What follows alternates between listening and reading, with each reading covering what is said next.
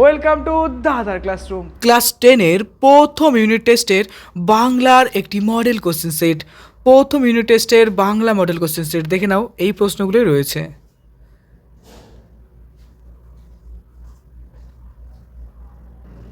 প্রথম ইউনিট টেস্টে class 10-এ Bangla number রয়েছে দেখো 40, সময় থাকবে 1.5 ঘন্টা।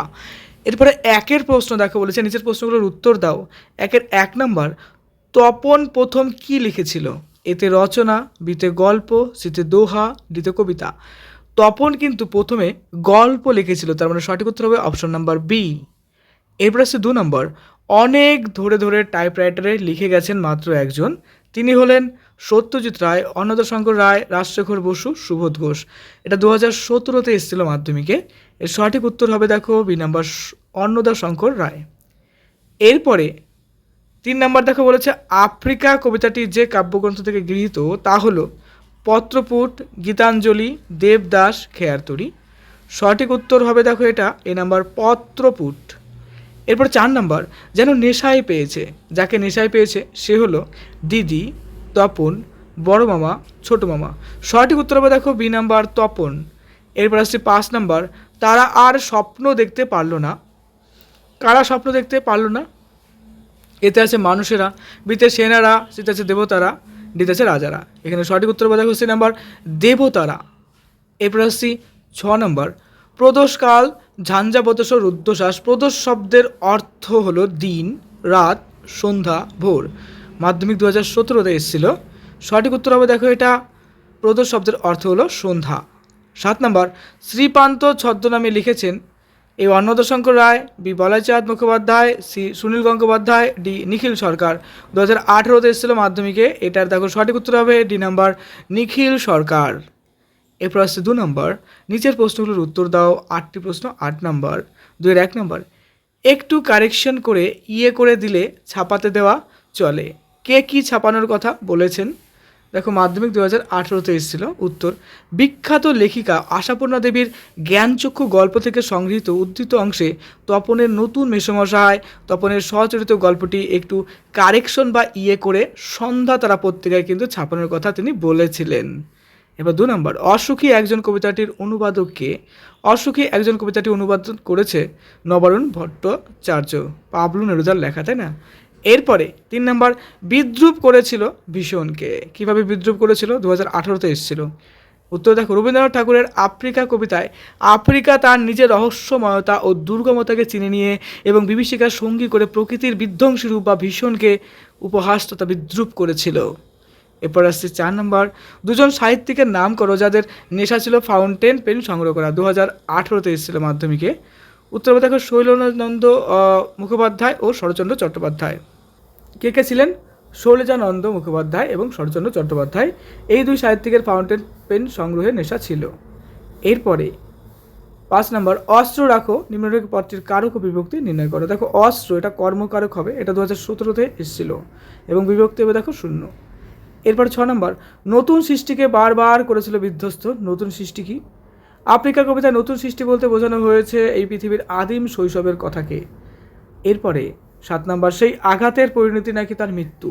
কোন আঘাতের পরিণতির কথা এখানে বলা হয়েছে? 2017-তে এসেছিল। অসাবধানতা বশত নিজের হাতের কলম বুকে বিঁধে যাওয়ার ফলে সাহিত্যিক তৈলক্যনাথ মুখোপাধ্যায়ের যে মৃত্যু হয়েছিল, এখানে সেই বিশেষ আঘাতের কথা বলা হয়েছে। এরপরে আমাদের পদ নেই, নিম্নলিখিত পদটির কারক ও বিভক্তি। পদ বলতে এখানে কর্মকারকে দেখো 0 বিভক্তি হয়ে যাচ্ছে। এরপরে আসছে আমরা নেক্সট প্রশ্নতে, নিচের প্রশ্নগুলোর উত্তর দাও। প্রত্যেকটির জন্য দেখো নাম্বার রয়েছে 3 করে। প্রথম প্রশ্ন, রত্নের মূল্য জহুরির কাছে, কথাটির তাৎপর্য ব্যাখ্যা করো। দেখো, জহুরি যেমন আসল রত্ন চিনতে ভুল করেন না, তেমনি গুণী মানুষের কদর কেবল গুণী ব্যক্তি বুঝতে পারেন। আশাপূর্ণা দেবীর জ্ঞানচক্ষু গল্পে তপনের নতুন মেসোমশাই একজন লেখক ছিলেন, তাই তপনের লেখা গল্পের প্রকৃত মূল্য বা গুরুত্ব অন্য কেউ না বুঝলেও একজন লেখক হিসেবে মেসোমশাই ঠিকই বুঝবেন। তপনের মা এই অর্থে কথাটি বলেছিলেন। এরপর 2 নম্বর, সমস্ত সমতলে ধরে গেল আগুন, কেন আগুন ধরলো? আগুন ধরার ফল কি হয়েছিল? চলো আমরা পড়ি। প্যাবলো নেরুদার অসুখী একজন কবিতায় বিধ্বংসী যুদ্ধের আগমনের সমতলে আগুন ধরে গিয়েছিল। রক্তের সমুদ্র আর আগ্নেয় পাহাড়ের মতো সেই ভয়ানক যুদ্ধ দেবালয় থেকে জনপদ সবকিছুকেই গ্রাস করে ফেলেছিল। এর ফল হিসেবে দেখো বলা হচ্ছে যে আগুন ধরার ফলে শান্ত হলুদ দেবতারা মন্দির থেকে টুকরো টুকরো হয়ে উল্টে পড়লেন। প্রাচীন চেনা শহরটা জ্বলে পুড়ে ছারখার হয়ে গেল।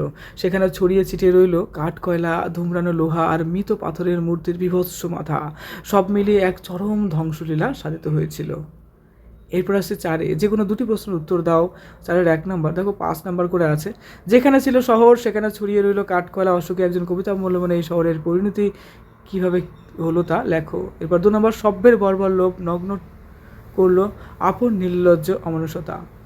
এখানে উদ্ধৃতাংশটির মাধ্যমে কবি যে বক্তব্য তুলে ধরেছেন তা লেখো। 3 নম্বর, আমরা কালিও তৈরি করতাম নিজেরাই, লেখকরা কীভাবে কালি তৈরি করতেন তা প্রবন্ধ অবলম্বনে লেখো। 4 নম্বর, রক্তের একটা কালো দাগ আর সেই মেয়েটি আমার অপেক্ষায়। রক্তের দাগ কোথায় দেখা যায়, কার অপেক্ষায় মেয়েটি কেন দাঁড়িয়ে থাকে। তারপর আসছে নেক্সট 5 যে কোনো একটি প্রশ্নের উত্তর দাও। 1 নম্বর, আপনি আমার থেকে 4000 গুণ বড় লোক, কিন্তু 4 লক্ষ টাকা খরচ করেও আপনি নিজের শরীরটাকে চাকর বানাতে পারবেন না। বক্তা কাকে কেন এই কথা বলেছিলেন। 2 নম্বর, আজ বারুণী। বারুণী কি? বারুণের দিন গঙ্গার ঘাটের দৃশ্য বর্ণনা করো। নেক্সট, চলিত গদ্য অনুবাদ করো। 4 নম্বর রয়েছে the teachers are regard as the backbone of the society. দেখো, শিক্ষকদের সমাজের মেরুদণ্ড হিসেবে গণ্য করা হয়। They build the future citizen of country, যারা দেশের ভবিষ্যৎ নাগরিক গড়ে তোলেন। তারপরে দেখো বলেছে they love student as their children, ছাত্রছাত্রীদের নিজেদের সন্তানের মতো ভালোবাসেন শিক্ষকরা, তাই না?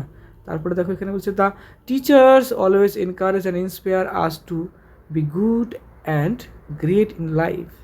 এখানে বলা হচ্ছে জীবনে ভালো এবং মহান হওয়ার জন্য শিক্ষকরা সবসময় আমাদের উৎসাহিত অনুপ্রাণিত করেন। 2018-তে এসেছিল এই বঙ্গ অনুবাদটা। তোমাদের Bangla model question set complete করলাম, আরেকটি সেট খুব তাড়াতাড়ি চলে আসবে। মন দিয়ে পড়ো, আর বাংলা মোস্ট ইম্পর্টেন্ট সাজেশন দিয়েছি, অবশ্যই সেগুলো ফলো করো। প্রত্যেকটা সাবজেক্টের সাজেশন আছে, অবশ্যই সেগুলো ফলো করো। আর এই টাইমে প্রত্যেকটা গল্প কবিতা যতবার পারছো রিভিশন করো, এবং পরীক্ষার ক্ষেত্রে সেই সমস্ত প্রশ্ন যাই আসুক না কেন, কমন আসুক না আসুক, তুমি যেহেতু বাংলা গল্প কবিতাগুলো পড়েছো, নিজের আবেগ দিয়ে লিখে দিয়ে আসবে। Best of luck for your best exam. খুব ভালো থেকো।